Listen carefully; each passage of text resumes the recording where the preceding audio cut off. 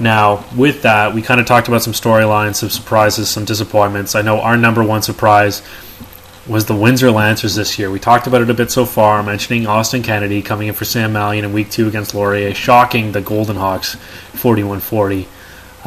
Matt, this is a Windsor team we've never really thought much of. Even with this same cast of characters year in, year out, we kind of figured, they're perpetual cellar dwellers. And, this year they come in and they're 7 points short of a Yates Cup appearance. What do you have to say about this Windsor season? It's definitely surprising. I mean, the comeback, they were given a lot of heck over the years, not really changing too many things in the program, going with a head coach that didn't win and for all those years, and good on them. They turned it around very quickly. They had 5 wins, but in that, I believe it was a loss to McMaster, if I'm not mistaken, that they were in the red zone a few times and didn't score, and they only lost by 2 points to McMaster in Week 3. So had they turned some of those red zone trips into at least a field goal, surely they could have easily beat Mac and perhaps even seen a bye and set atop of the OUA standings there. So a very good season for the Lancers. Hopefully they can build on it in years to come. And with that, of course, with every surprise comes disappointment. I mean, I've loved this Lancer story from the beginning of the year. I was a bit skeptical, obviously, after they beat Laurier. But, Austin Kennedy's done a phenomenal job, as you kind of touched on a couple times. Joe DeMore, just hire the guy already. He doesn't need to be the interim coach. This guy can clearly run a program. He's got a great connection to Windsor. He's been the recruiting head for a couple years now, and he's clearly brought in some great talent to this program. And I think Austin Kennedy looks like he's going to be one of the all-time greats here in the OUA. And, I think, this is a Windsor Lancer program. Windsor being good is only great for the OUA because it's a strong football community. You just have to go to a game there. You see people tailgating. You see a crowd that's very into it. And, the OUA can only be happy seeing them succeed. As far as disappointments go, I'm going to, take a trip down the 401 here. I'm looking at the Guelph Griffins. This is a team I kind of thought at the beginning of the season, looking at their roster, could have been a surprise Yates Cup contender. A lot of people overlooked them, and I thought they really had the talent on both sides of the ball to make some noise. They have one of the most veteran defensive secondaries you're ever going to see. They have some great weapons on offense, and Jed Gardner,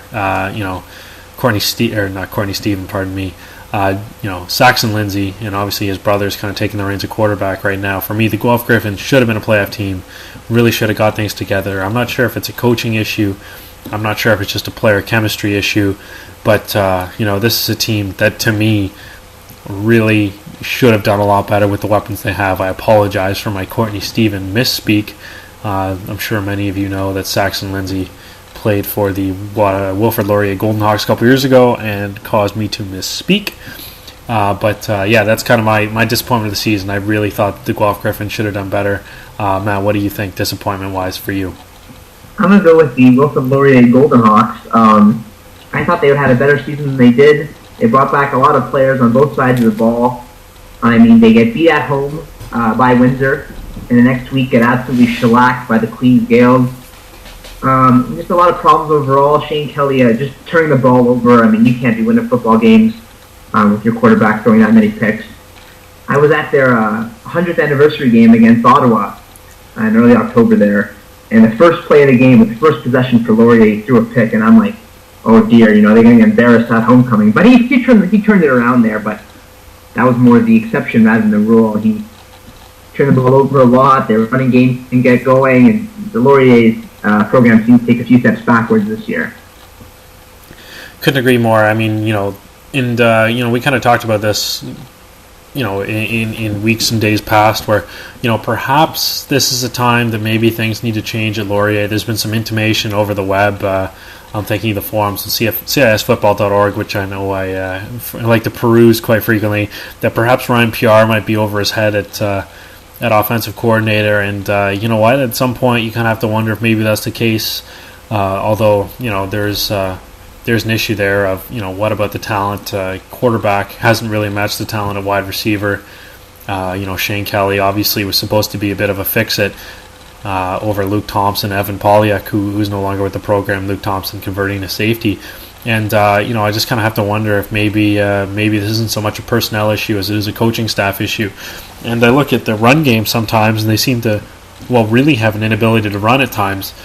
This is a team that should be able to run the ball. They have some very talented backs. Terrell Wilson, as an aside, really looks like a gamer going forward. I was really impressed with him late in the season. But, I have to wonder about this Laurier team going forward because, they're not getting any more talented. Dylan Heaps, it's time for him to move on. Shamad Chambers, I doubt will be coming back to the team. I'd expect him to stick in the CFL or in the NFL even. Don't be shocked if he gets a tryout. You know what? I have to wonder if this Laurier team, perhaps this was their shot, and maybe now it's time to, look things over and, build for the future as opposed to going with the current staff. They just, it was not a good year for to be a Golden Hawk fan, that's for sure. They come in with high expectations and no doubt merited, but just a few disappointing games. They couldn't string consecutive good games together. And with that, obviously, we looked at the Golden Hawks as a potential Yates Cup team, and we know that's not the case. Now we have the Yates Cup coming up this weekend, the 104th installment of the Yates Cup. We have the Queens Golden Gales, pardon me. I'm thinking of semifinals here. Queens losing to McMaster, Windsor losing to Western. We have the Western Mustangs hosting the McMaster Marauders. It's kind of what we thought might have been the Yates Cup. I think a lot of people could have forecasted this last December. Looking at these two rosters, both teams come in, after pretty good showings in their semifinal games. Western looks to be hurting a bit more than McMaster does. Matt, who do you like in this game? Maybe take me through your thoughts on a couple of these teams here. I'm going to go with McMaster over Western, 35-25. Right now, I got Western down because of the injuries, and they just snuck by the Lancers there. McMaster, kind of a bit of a better version of the Lancers, obviously. Pro-style quarterback, great running game, and I just think that they'll be just snuck by the Lancers. I don't think that'll be the case against Mac. On our AlwaysOUA blog, I called Mac one of the most complete offenses in the OUA. The complete offense in the OUA. They obviously got a very capable Kyle Quinlan back there. Chris Pizzetta, great running back.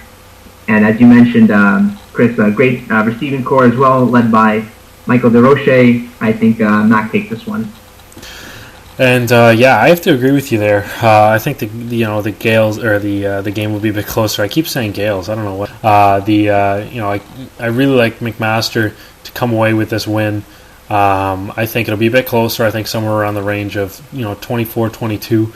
I think that's probably more likely scoreline. I think both defenses should have each other figured out pretty well now. McMaster obviously got shut down a little bit against Western the first time around in week 2. Missed some opportunities. And, I think one thing that Western really has in their favor is they should be able to control the possession because McMaster has shown that you can run the ball on them.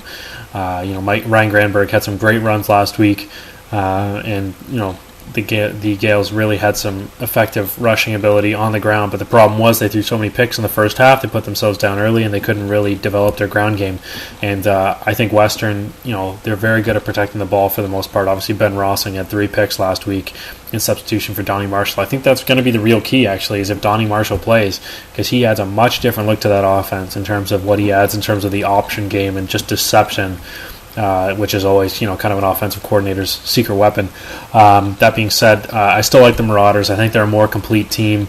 All 3 phases, I like. I really like their return game as well, especially when you can put a guy like Mike DeCroce back to return a kick or return a punt in crunch time, and he's athletic enough to kind of pick up the big yards. That being said, Gary Spiro has been a good returner this year, as has Robert Babich.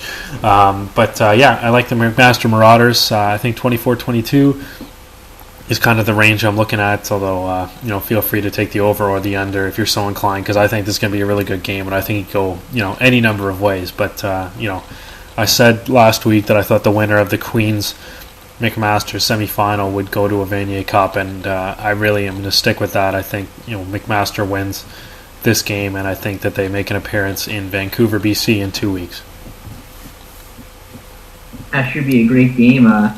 1 o'clock in London. If you want to make the trip down, maybe you can buy tickets on the OUA website. Never disappoint. Yates Cup's always a great time. And with that, Matt, obviously, we're kind of winding things down.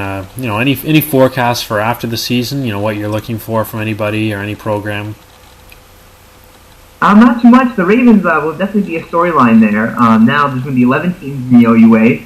They got to work out some scheduling. Maybe they'll increase the number of games played to 9 or to 10. Or they'll stick with the 8 here. So the OUA's got some decisions to make about that. And just looking forward to the great Yates Cup. As am I, and I'd like to thank everybody for tuning in to the first ever Always OUA podcast. Well, I'm sure it was not even close to flawless, but we'll get that shaped up for everybody, and I know we're both really looking forward to doing more of these in the future. Hopefully this will be a regular occurrence and you can get your dose of OUA action in audio form, and I'd just like to thank Mr. Piazza. Thank you for joining me very much today. Oh, Chris, it's always a pleasure to talk sports with you and talk OUA with you. We've been doing this for 3 years, and I couldn't imagine a better partner to have alongside in our quest to bring a bit of a slice of OUA to everyone's sports palate. Speaking of sports palates, why don't we end with a little biography on you, Mr. Piazza? Maybe take us through some of your favorite memories of, I don't know, the XFL. You're a sports junkie. Let's go into the obscure here. What did you think of that? Well, I remember I watched the first game at my cousin's house. For some reason, we went over and I was adamant that we watched it. I believe it was a Saturday night, so we watched that over the Leafs, which was in the early 2000s. So Leafs still had Sundin there, but we watched, I believe, in Orlando Rage, that's for sure. As a Waterloo student, I always... my piece of trivia that Joe Pow, the offensive coordinator for the Waterloo Warriors, was the offensive coordinator for the San Francisco Demons back in that 1 year of XFL glory that Vince McMahon brought to us. The XFL will always live on as a beautiful football memory for myself as well. I think of Tommy Maddox and Noel Prefontaine and Jimmy the Jet Cunningham and Jermaine Copeland and all those guys. So, it'll be a shame that our kids and grandkids will not have the opportunity to witness the great year that was the XFL. At any rate, I think that's it for us here at Always OUA. I'd like to thank you all for tuning in and, enjoy that Yates Cup and, stay tuned here because we'll have some more great podcasts for you. And enjoy your weekend. Keep it classy.